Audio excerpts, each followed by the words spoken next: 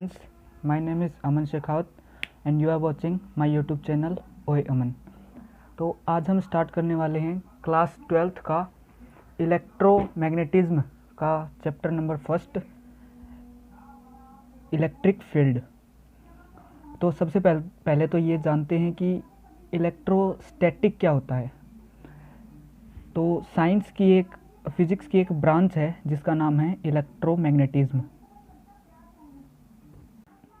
तो फिजिक्स की एक ब्रांच है इलेक्ट्रोमैग्नेटिज्म।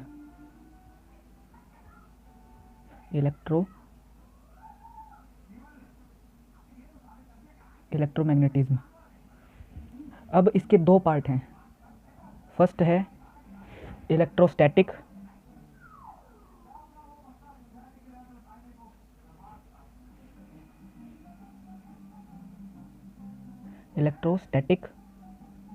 और सेकंड पार्ट है इलेक्ट्रोडायनेमिक्स।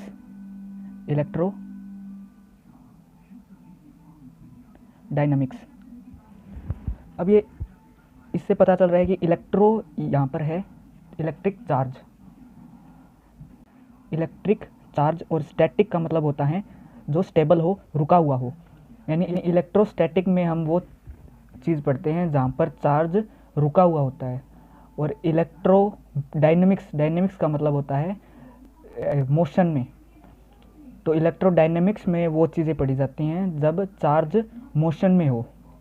तो इस चैप्टर में हम इलेक्ट्रोस्टैटिक, यहाँ से जो 4 चैप्टर होंगे हमारे फिजिक्स के स्टार्टिंग के 4 चैप्टर, उसमें हम इलेक्ट्रोस्टैटिक के बारे में पढ़ेंगे जिसमें चार्ज रुका हुआ होता है।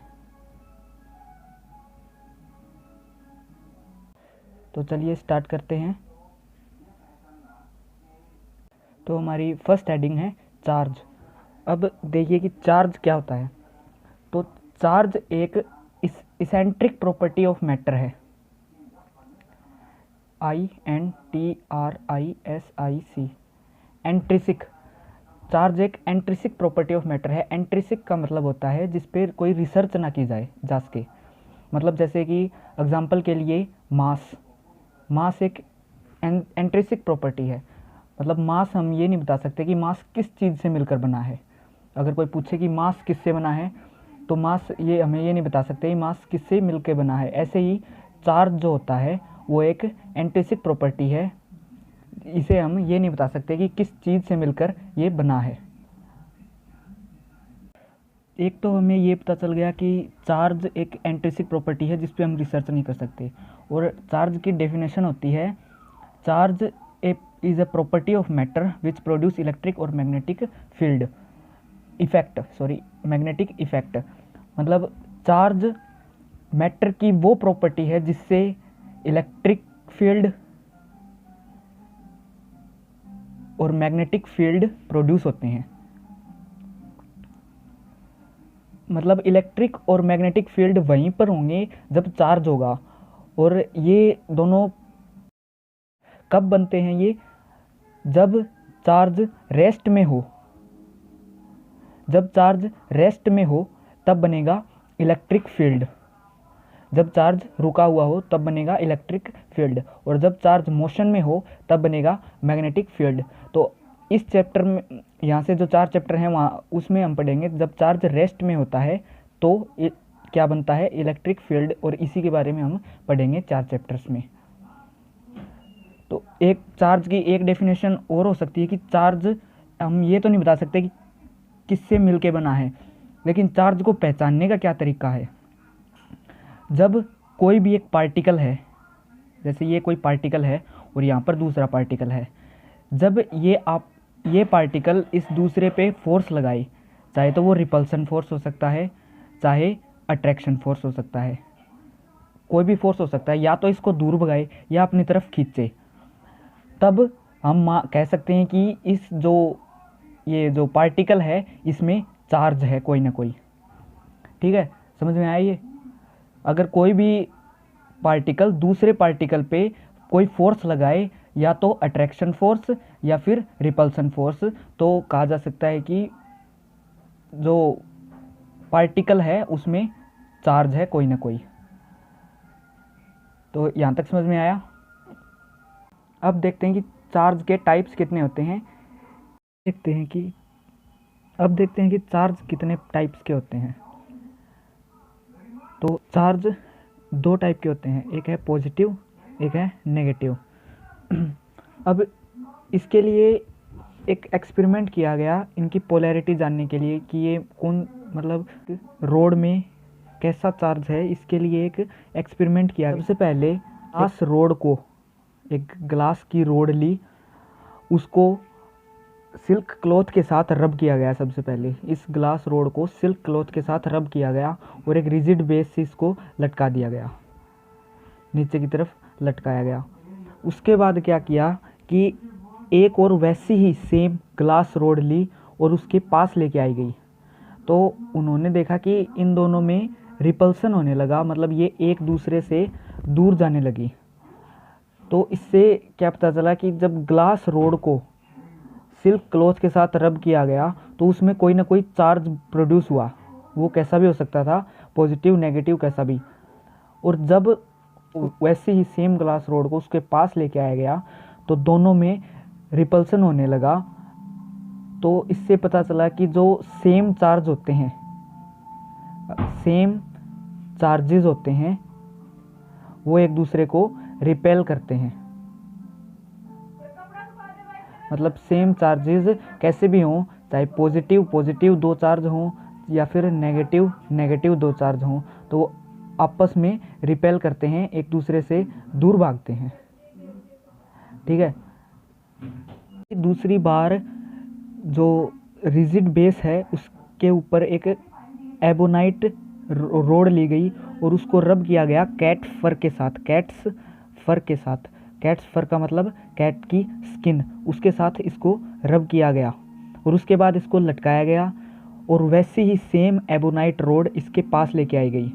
तो उसमें देखा गया कि जो एबोनाइट रोड है वो दूसरी एबोनाइट रोड से रिपेल हो रही थी।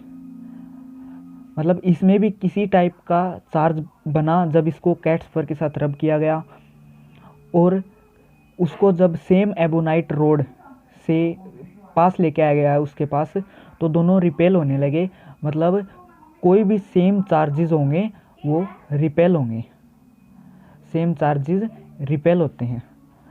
तो अब तीसरी बार क्या किया गया कि जब वो ग्लास रोड तीसरी बार क्या किया, जब जो ग्लास रोड थी जिसको रब किया गया था सिल्क क्लॉथ के साथ उसको, और जो एबोनाइट रोड जिसको कैट्स फर के साथ रब किया गया था उसको पास लेके आया गया। ग्लास रोड को लटका दिया और एबोनाइट रोड को उसके पास लेके आया गया। तो इन दोनों में कोई ना कोई चार्ज था। तो जब इनको पास लेके आया गया तो ये दोनों अट्रैक्ट होने लगी। तो ऐसा पता चला कि जो सेम चार्जेस होते हैं, जब ग्लास रोड को एक और ग्लास रोड जो कि सेम थी उससे, तो वो दोनों रिपेल होने लगे और एबोनाइट रोड और एक और एबोनाइट रोड वो भी रिपेल होने लगी। लेकिन एक ग्लास रोड और एक एबोनाइट रोड ये दोनों अट्रैक्ट हो रहे थे।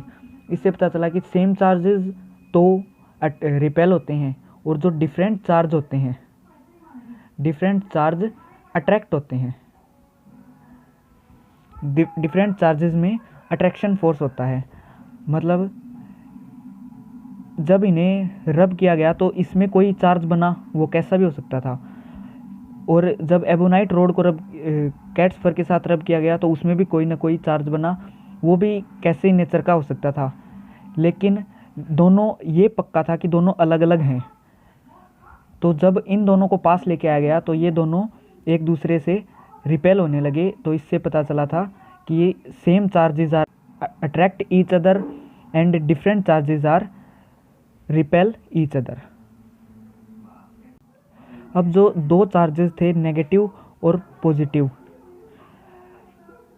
एक साइंटिस्ट थे बेंजामिन फ्रैंकलिन, इन्होंने इनका नाम दिया था, जो प्लस चार्ज था उसको पॉजिटिव नाम दिया गया और जो माइनस चार्ज था उसको नेगेटिव चार्ज दिया गया, नेगेटिव नाम दिया गया। ये आपको याद रखना है कि साइंटिस्ट थे जिन्होंने नेगेटिव और पॉजिटिव नाम दिए, उनका नाम था बेंजामिन फ्रैंकलिन। अब तो अब हम देखेंगे लास्ट टॉपिक इस वीडियो का, पोलैरिटी। तो पोलैरिटी एक ऐसी प्रॉपर्टी होती है जो दो चार्जेस के बीच में, दो चार्जेस हैं उनके बीच में डिफरेंशिएट करती है। मतलब पोलैरिटी हमें ये बताती है कि जो दो चार्जेस हैं वो सेम प्रॉपर्टी के हैं या फिर अलग अलग हैं। मतलब अगर मान लीजिए चार्ज 1 है वो पॉजिटिव चार्ज है और सेकंड चार्ज है वो नेगेटिव चार्ज है, तो पोलैरिटी हमें बताती है कि जो पॉजिटिव चार्ज और नेगेटिव चार्ज इन दोनों में डिफरेंस बताती है कि ये दोनों अलग अलग हैं। मतलब अगर दो पॉजिटिव चार्ज लिए जाएं तो उनमें पोलैरिटी नहीं आएगी, क्योंकि पोलैरिटी ये सेम चार्ज हो गए। पोलैरिटी का मतलब होता है ये दो चार्जेस में डिफरेंशिएट करती है। ये समझ में आया? तो आज का जो हमारा लेक्चर था वो एक कॉमन सा लेक्चर था, स्टार्टिंग लेक्चर था। आगे हम पढ़ेंगे मेथड ऑफ चार्ज गिविंग, जो अगली वीडियो में होगा।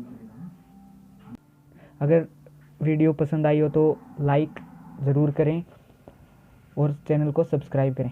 Thank you.